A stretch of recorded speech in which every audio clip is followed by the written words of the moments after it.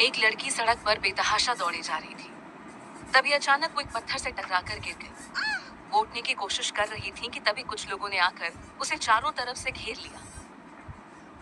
वहीं एक दिन पहले एक 30 माले की बिल्डिंग के टॉप फ्लोर पर 3 पीस सूट पहने एक शख्स बड़े से ग्लास वॉल के सामने खड़ा था, जहां से पूरा मुंबई शहर दिखाई दे रहा था। वो शख्स अपने दोनों हाथों को अपनी पैंट की जेब में डाले कुछ सोच रहा था। तभी उस शख्स का फोन रिंग हुआ। उसने अपने एक हाथ से फोन पिक करते हुए अपने दूसरे हाथ से आंखों पर चढ़ा शेड हटाया।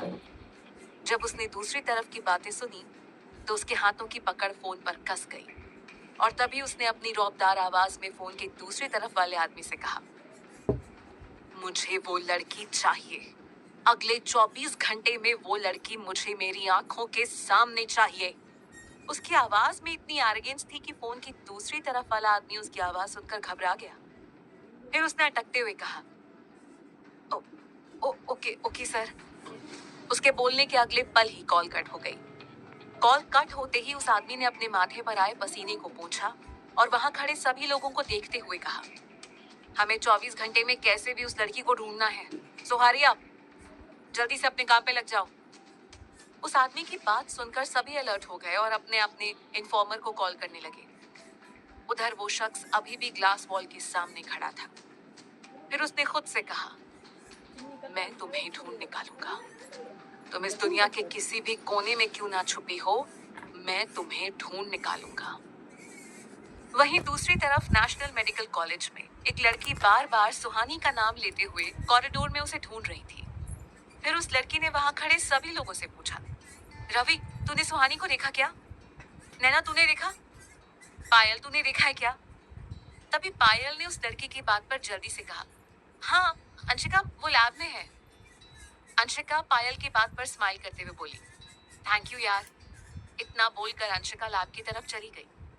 लैब के अंदर आते ही अंशिका की नजरें चारों ओर सुहानी को ढूंढने लगी। तभी सुहानी को देखकर वो जल्दी से उसके पास आई और उसे पीछे से हग करते हुए बोली, तो यहाँ है, मैं तुझे कब से ढूंढ रही थी। सुहानी पीछे मुड़ते हुए अंशिका से बोली, क्या हुआ, क्यों ढूंढ रही थी? तभी अंशिका ने सुहानी को देख घबराते हुए कहा, यार, जब मैं कॉलेज आ रही थी तो मैंने देखा कि कुछ लोग तेरा स्केच दिखाकर तुझे ढूंढ रहे थे। सुहानी अंशिका की बात सुनते ही घबरा गई। उसके हाथ में पकड़ा हुआ पेन भी छूटकर नीचे गिर गया। तभी सुहानी ने डरते हुए कहा, क्या वो लोग कॉलेज के बाहर है? अंशिका सुहानी की बात का जवाब देते हुए बोली, नहीं, वो लोग तुझे मार्केट एरिया में ढूंढ रहे थे। ये सुनकर सुहानी ने फिर से कहा, तूने उन्हें कुछ बताया तो नहीं? जिस पर अंशिका ने नामे सिर हिलाते हुए कहा, नहीं, मैंने उनसे कुछ नहीं कहा। वैसे वो लोग तुझे क्यों ढूंढ रहे हैं? कहीं वो उसके आदमी तो नहीं है? सुहानी ने अंशिका की बात पर सोचते हुए कहा, पता नहीं।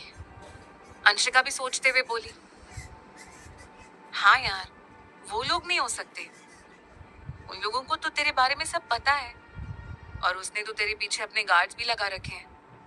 फिर थोड़ी देर रुककर उसने सुहानी को देखते हुए रूडली कहा, अब ये नया कौन आ गया? क्या मुसीबत है, सब तेरे पीछे क्यों पड़े हैं? ये सुनकर सुहानी घबराते हुए बोली, पता नहीं यार। फिर अंशिका सुहानी के कंधे को पकड़कर समझाते हुए बोली, नहीं पता तो पता कर लेंगे यार, तू ज्यादा परेशान मत हो, हम सब हैं तेरे साथ। ये सुन सुहानी अंशिका की तरफ देखते हुए बोली, मुझे अभी घर जाना होगा, तू मेरा असाइनमेंट सबमिट कर देना, हाँ? तभी अंशिका ने सुहानी को रोकते हुए कहा, पर तेरे नोट्स? ये सुन सुहानी जाते हुए पीछे मुड़कर बोली, वो मैं बाद में ले लूंगी। ये कहकर वो लॉकर रूम में गई और उसने अपनी व्हाइट शर्ट उतारकर लॉकर में रख दी और एक स्कार्फ से अपने फेस को कवर कर लिया और कॉलेज से बाहर चली गई। सुहानी फिर जब घर पहुंची तो अपने घर के बाहर खड़े गार्ड्स को देखकर दांत पीसते हुए खुद से बोली, क्या करूं मैं, कैसे लोगों से अपना पीछा छुड़ाऊं, राक्षस कहेंगे, क्यों बिगाड़ा है मैंने इनका। ये कहकर वो चेहरे से स्कार्फ हटाकर एक नकली हंसी हंसते हुए आगे बढ़ी और गार्ड को देखते हुए अंदर चली गई। घर के अंदर जाते ही उसने दरवाजे को अंदर से बंद कर दिया। फिर उसने घर में इधर उधर देखा। जब उसे कोई नजर नहीं आया तो वो सीधे अपनी मामी के कमरे में चली गई। कमरे के अंदर सुहानी के मामा अनंत सिंह और मामी ऐश्वर्या दोनों बैठकर बातें कर रहे थे। तभी सुहानी ने अपने मामा अनंत की तरफ देखकर कहा, मामा जी, कुछ लोग मेरा स्केच लेकर मुझे ढूंढ रहे हैं। सुहानी की ये बात सुनकर दोनों चौंक गए और एक दूसरे को देखने लगे। तभी सुहानी की मामी अपने पति अनंत की तरफ देखकर घबराते हुए बोली, कहीं सुहानी को वो लोग तो नहीं ढूंढ रहे? अनंत ऐश्वर्या की बात पर सिर हिलाते हुए बोला, नहीं, ऐसा नहीं हो सकता। उन लोगों को तो पता भी नहीं है कि सुहानी जिंदा है या नहीं। यह सुन ऐश्वर्या अनंत को सवालिया नजरों से देखते हुए बोली, फिर कौन लोग हो सकते हैं? राघव के आदमी तो हमारे साथ ही रहते हैं, 24 घंटे हम पर गिद्ध की तरह नजर गड़ाए रहते हैं। अनंत ने फिर सोचते हुए कहा, ये तो पता नहीं, पर अब हमें और ज्यादा संभल कर रहना होगा। तभी सुहानी ने इधर उधर देखते हुए कहा, मामा जी, आशु कहाँ है? ये सुन ऐश्वर्या सुहानी की ओर देखते हुए बोली, आशु असाइनमेंट सबमिट करने के लिए अपनी फ्रेंड्स के साथ कॉलेज गई है। वहीं दूसरी ओर कुछ लोग एक लड़की का स्केच लेकर उसे ढूंढ रहे थे, पर उन्हें कहीं भी उस लड़की का कुछ पता नहीं चला। फिर वो थक हार कर अपने बॉस के पास वापस आ गए। एक शख्स जो रोलिंग चेयर पर बैठा था, वो अपनी कड़क आवाज में लोगों को देखकर बोला, कुछ पता चला? उसके पूछने पर सामने खड़े सारे आदमियों ने ना में सिर हिलाया। ये देखकर वो शख्स अपनी चेयर से खड़ा हुआ और गुस्से में उन्हें घूरते हुए बोला, कैसे भी करके 24 घंटे में उस लड़की को ढूंढो। अगर वो नहीं मिली तो खुद को गोली मार लेना। उसकी बात सुनते ही सब लोग डर से कांपने लगे। तभी सामने खड़े आदमियों में से एक आदमी ने कहा, शिवा सर, सिर्फ स्केच दिखाकर हम उस लड़की को नहीं ढूंढ सकते। शिवा उस आदमी को घूरते हुए बोला, मुझे नहीं पता कि तुम उस लड़की को कैसे ढूंढोगे।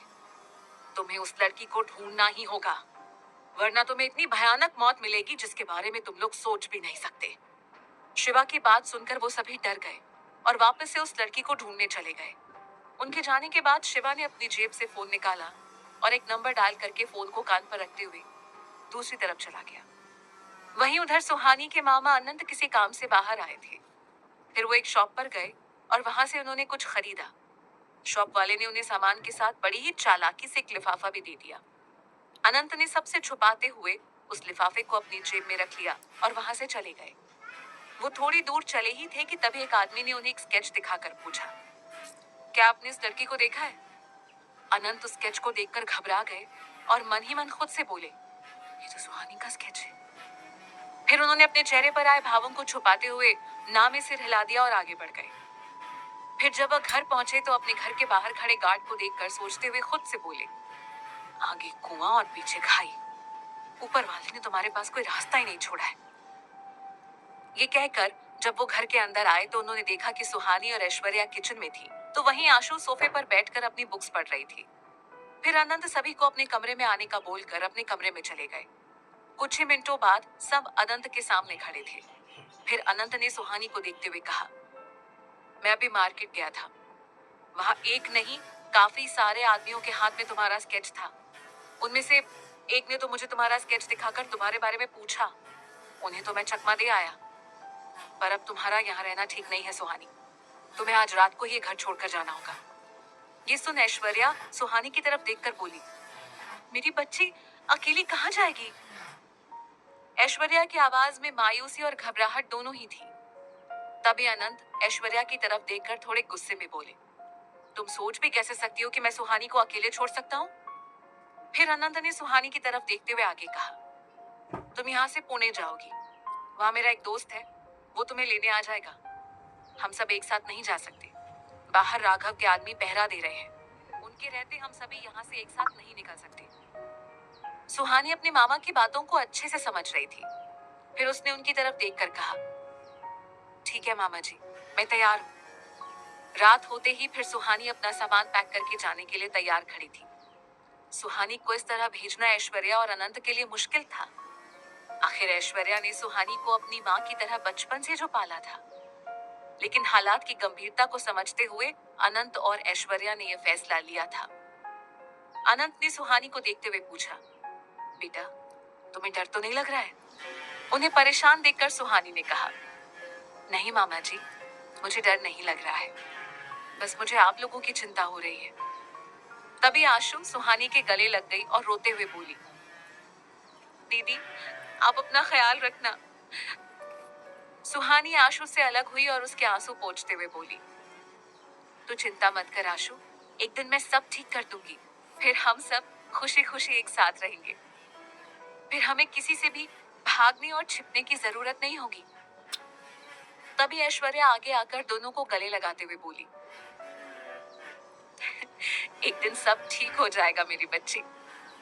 ये कहकर ऐश्वर्या ने सुहानी के माथे को छुआ। फिर सुहानी को देखकर अनंत ने कहा, 10 बजे है, 12 बजे तुम्हारी बस है। फिर बस की टिकट सुहानी को देते हुए उन्होंने आगे कहा, जैसा हमने प्लान किया था सब वैसा ही करना। ये सुनकर आशु सुहानी के कमरे में चली गई और सुहानी किचन में छुप गई। ऐश्वर्या हॉल में ही खड़ी थी। अनंत उन्हें हिम्मत रखने का इशारा करते हुए बाहर खड़े गार्ड के पास चले गए। फिर उन्होंने दोनों गार्ड्स को देखते हुए कहा, मुझे लग रहा है घर में कोई अनजान आदमी घुस गया है। ये सुन गार्ड ने अनंत को देखते हुए कहा, हम तो यहाँ से हिले भी नहीं है और हमने किसी को जाते हुए भी नहीं देखा। फिर कैसे कोई घुस सकता है? अनंत ने दोनों को देख आगे कहा, ठीक है, मत मानो। अगर कुछ हो गया तो मैं ये सारी बातें राघव को बता दूंगा। राघव का नाम सुनते ही दोनों गार्ड्स डर गए। डर की झलक अनंत दोनों के चेहरे पर साफ देख पा रहे थे। तभी दोनों में से एक गार्ड ने डरते हुए कहा, सर से कुछ मत कहना, हम अभी चेक करते हैं। ये कहकर वो दोनों घर के अंदर गए। अनंत दोनों को अपने कमरे की तरफ ले गए।